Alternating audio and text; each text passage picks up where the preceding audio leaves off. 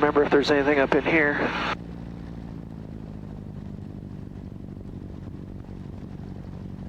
Got my second notch on. Got my third notch on. There's a little short one here. But I think it's pretty gnarly.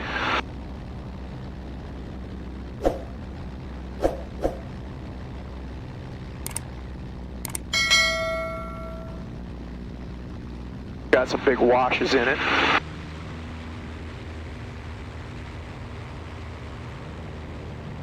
Probably doable. I'll look at it going downriver. There's a coyote. Oh! Looking back at me.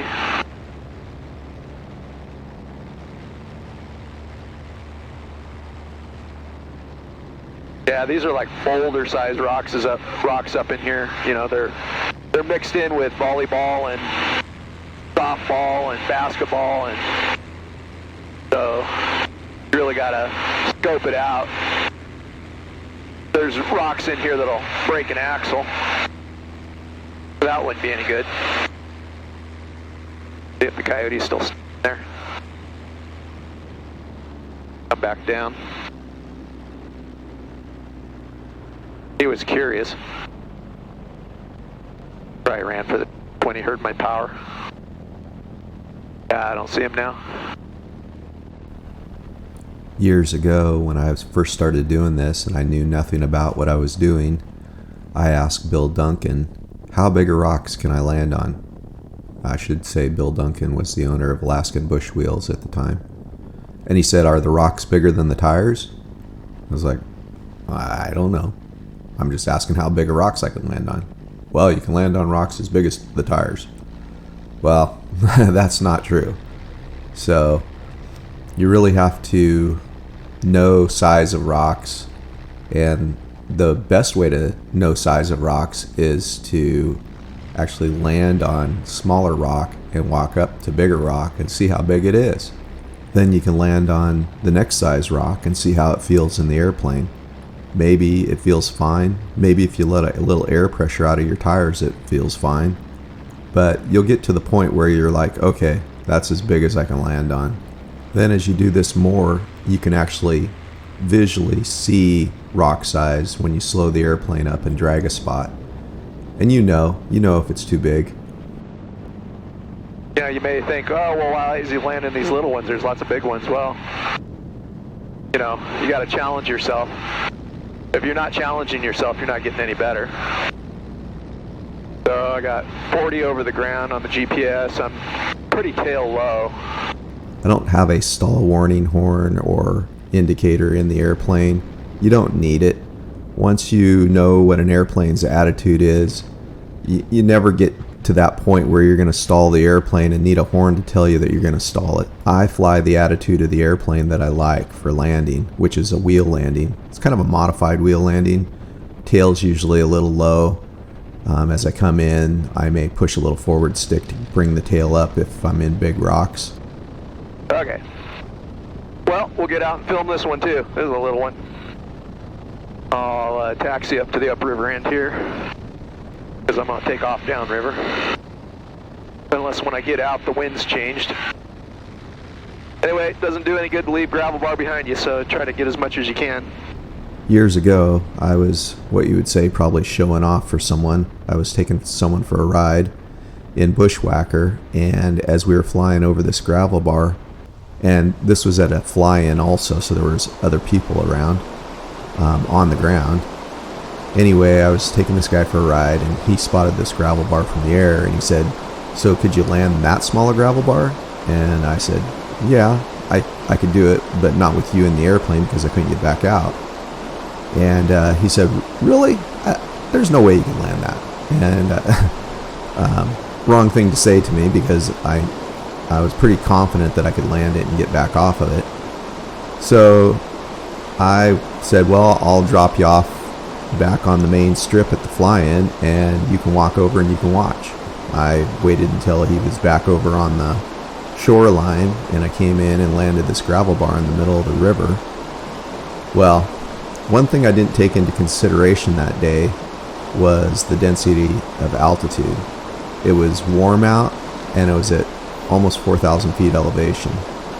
And I had been doing many gravel bar landings at sea level on that size of gravel bar, and I was pretty tuned up. So, coming in, I knew it was short. I knew that it was going to be, maximum. I needed to get as much distance as I could to take off. So I taxied actually out into the water on the downriver end, and I had to take off upriver. There was no way I could take off downriver, and I probably would have not ever taken off downriver on it because it was so short, and I needed the flow of the river because I knew I was going to be tires in the water when I hit the end of the gravel bar. So I taxied all the way down to the end. Well, in that amount of time, there ended up being, 30 or 40 people on the shoreline to witness this.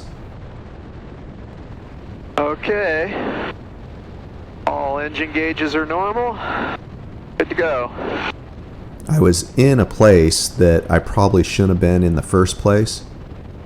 But I'm not going to say where it was. There's probably people that are going to watch this video and actually remember it. Anyway, so I pour the power to it, and I hit the end of the gravel bar, and I'm still not at flying speed. And I'm hydroplaning on the water, but I'm plowing pretty hard, and it feels like, this wasn't a good idea.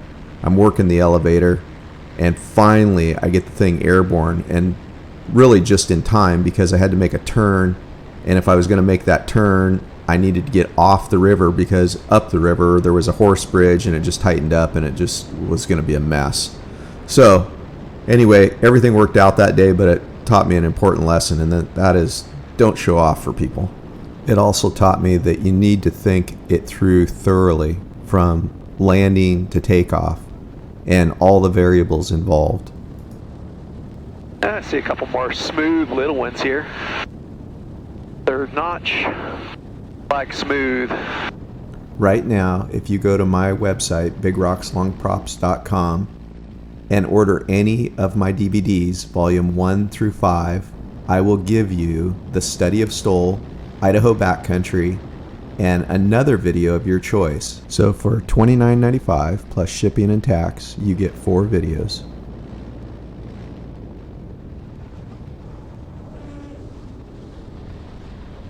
And right to the very end. Love smooth though. Poor planning is a recipe for disaster. Think through all scenarios before you make that approach to landing. This is a continuation of the first video I did, Bush Flying 101. And in that first video, there were 3 spots. This is the remaining 15. These skills that you use and build on become your checklist.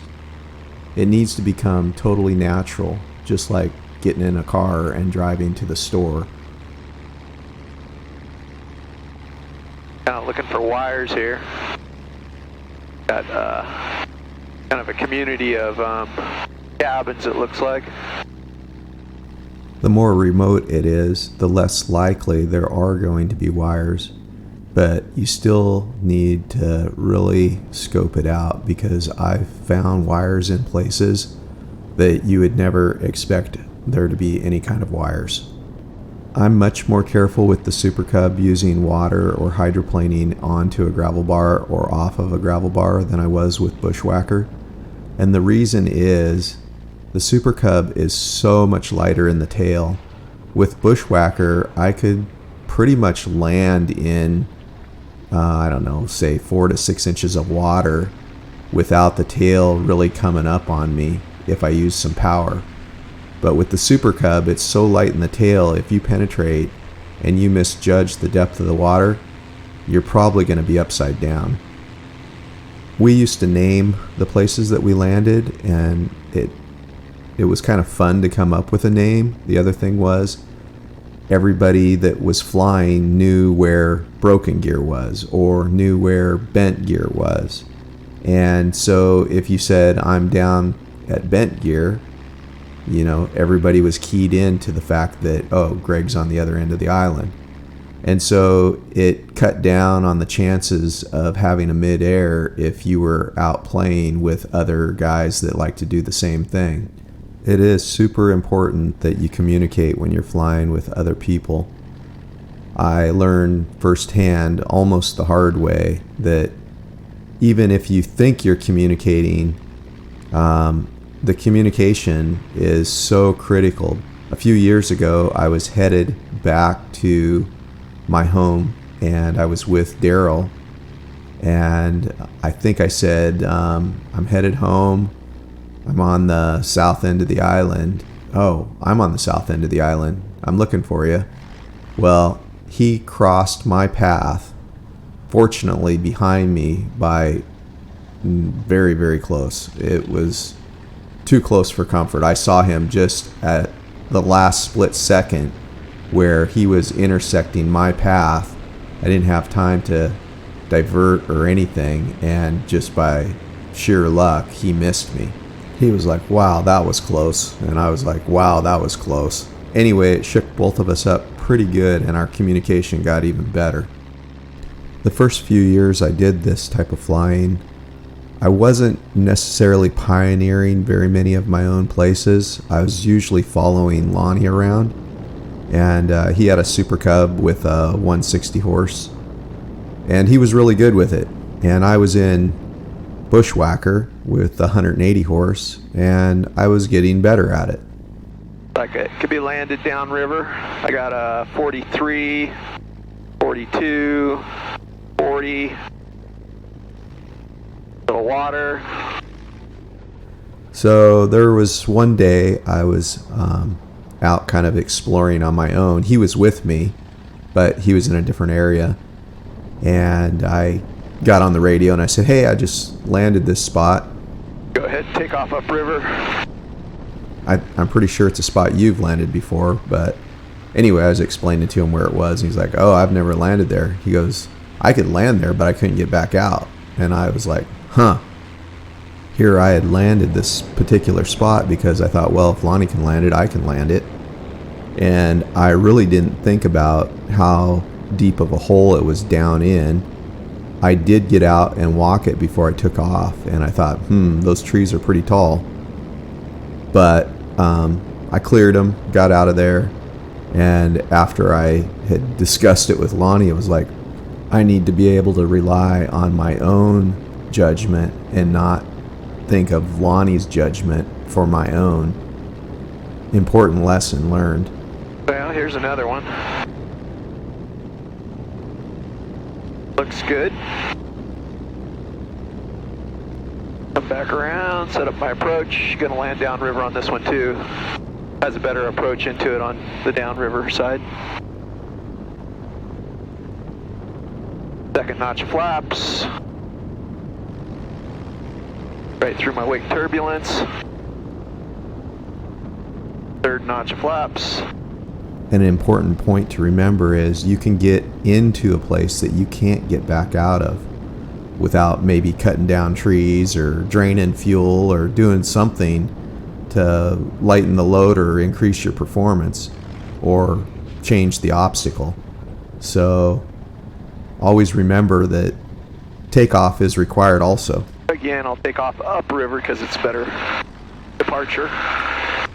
Taking off upriver on a gravel bar, if you need the flow of the river, it actually is better because, the flow of the river is ground speed. If the river's moving at 4 miles an hour and you're taking off upriver and you hit the water at the end, you've got 4 miles of flow over the ground, which, your tires are going to hydroplane better at, say, 40 than if you were doing the opposite and taking off downriver. Now you've shaved 8 miles an hour off your speed and you hit the water at 32 and you may penetrate. And we'll continue downriver. Lots of good places up in here. I'm pleasantly surprised.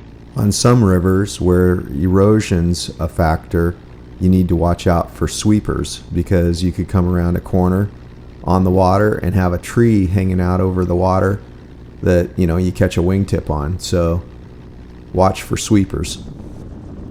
Yeah, there's just no good way to get into those. They don't leave you a very good approach.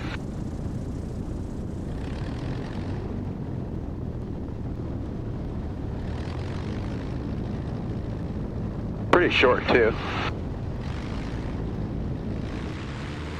If I was a little bit lighter on fuel, it wouldn't be a problem, but I don't want to get stuck out there in the middle of the river. When I'm doing this kind of flying, I'm really not messing with the trim much. I'm probably kind of lazy on trim. I probably just hold back pressure or forward stick pressure. At 44, 43. I tend to set the airplane up as I slow it up, and then as I bring the flaps on, my trim is basically set where it needs to be. The double slotted flaps don't require a lot of trim changes when you're slow and light, and that's where I play most of the time.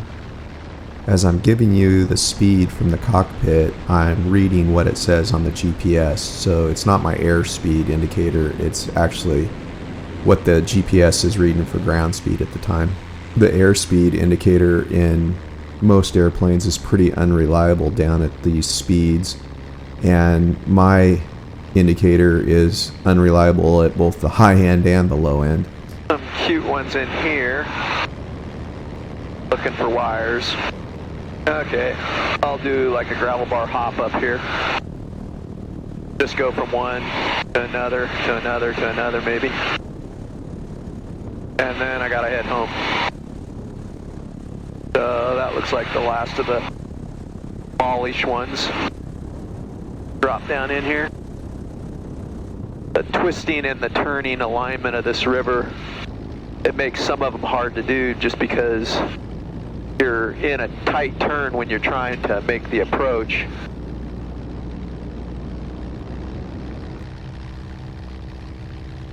Like this one's a no-go, too tight a turn. This one here, it's not small. Can't get a really good look at it. Might be kind of rough. The importance of dragging a place is more critical when you first start doing this kind of flying. As you gain experience, you can then do what I call a gravel bar hop, where you are just basically going from gravel bar to gravel bar to gravel bar, and you've never actually seen those gravel bars before, but you can pretty much have the judgment to know whether it's landable as you're approaching it. Okay, that's the next one. This kind of flying is definitely not for everyone. I had a neighbor, older gentleman that used to fly a Mooney. He's since passed, and I showed him the kind of flying I did, and I would try to get him to go flying with me, and he couldn't do it. His nickname was All Shook Up in the Navy, and he had the personality that this would have just stressed him out beyond, the point of being able to be safe. I finally got him in the airplane one day at Troutdale Airport, and I taxied out. I was thinking about that one. I'm gonna come back to that one. That one's a cute one. Maybe I'll just land it downriver. That's what I'll do. Then I'll come back up and catch that one. I turned, and I was going to take off runway 7 at the first taxiway, which basically was at the chevrons.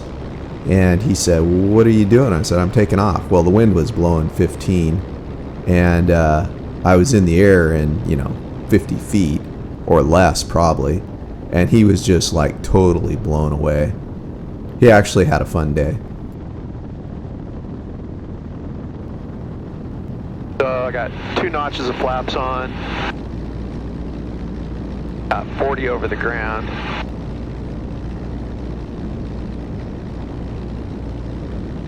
$39 over the ground. Dang, I can't see it. Dang thing. Landing and taking off directly into the sun can be pretty disconcerting, so take that into consideration when you're landing or taking off, because you can't control that.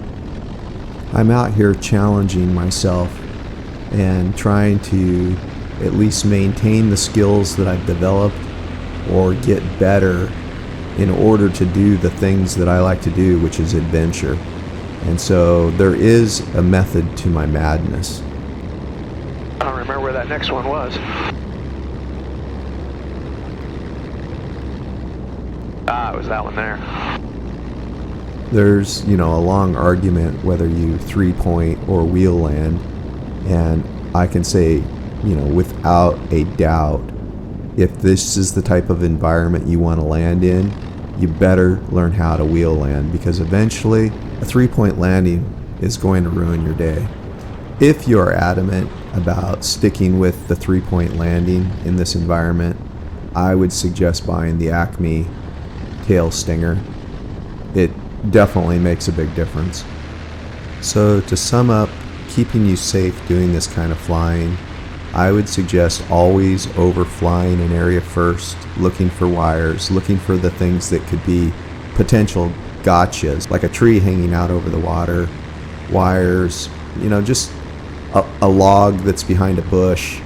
You don't want to just go barreling into new places without some reconnaissance first.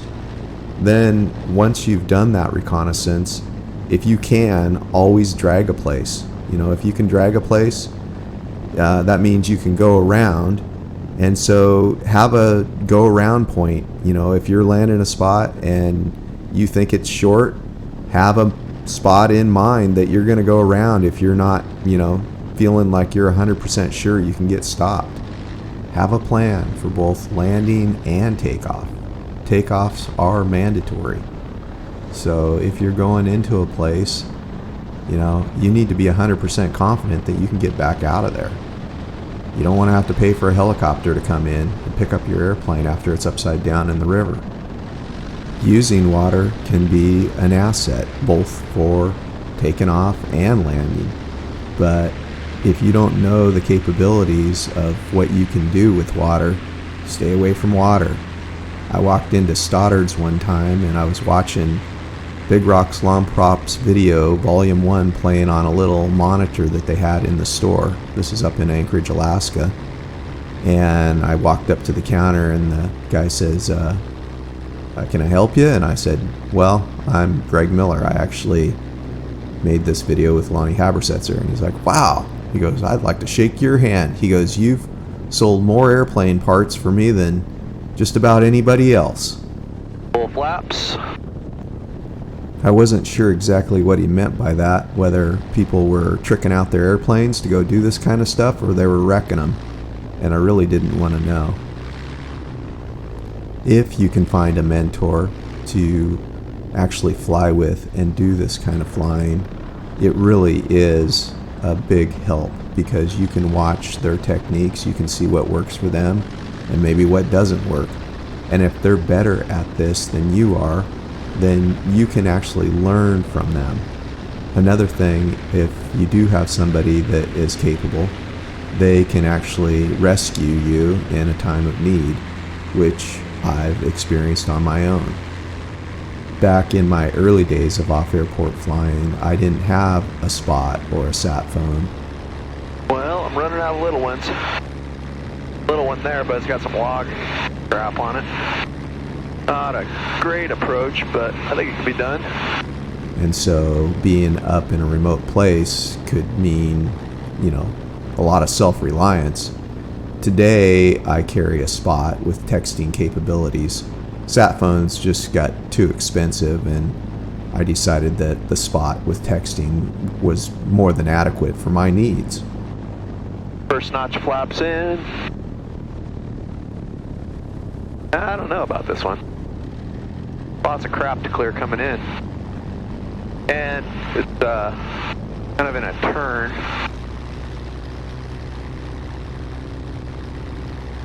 Yeah, too much stuff to fly up on my airplane.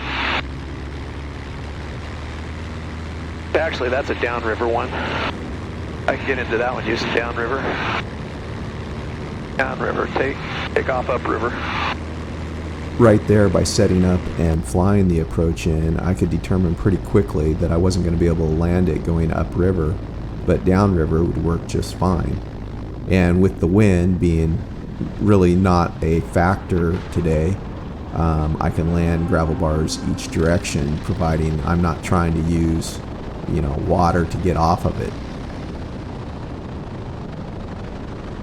Okay, boys and girls, this is the last one for the day.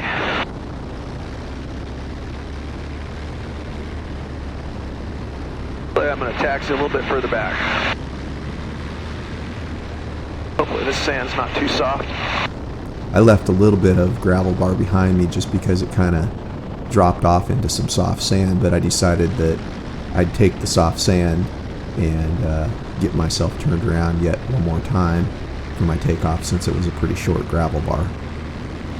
When I'm playing like this, I run on both tanks, and the reason I do is because if you end up with a wing down and the pickup is exposed, you could actually lose power on takeoff. And so having the airplane cattywampus could potentially be a hazard if you were running on just right or just left. And so I really feel like having a fuel valve with a both position is imperative. And we're out of here. What a day.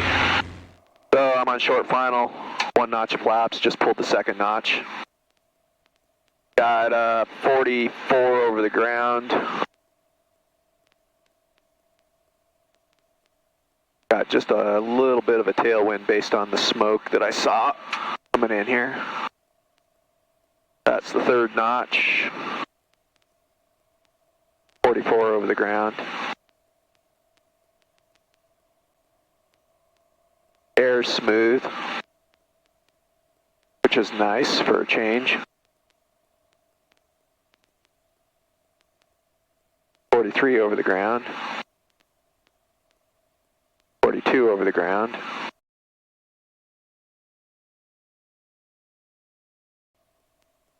Over the power lines. 41 over the ground. Touchdown. If you find value in my channel, please subscribe and hit the like button. Thanks for riding along. Until next time.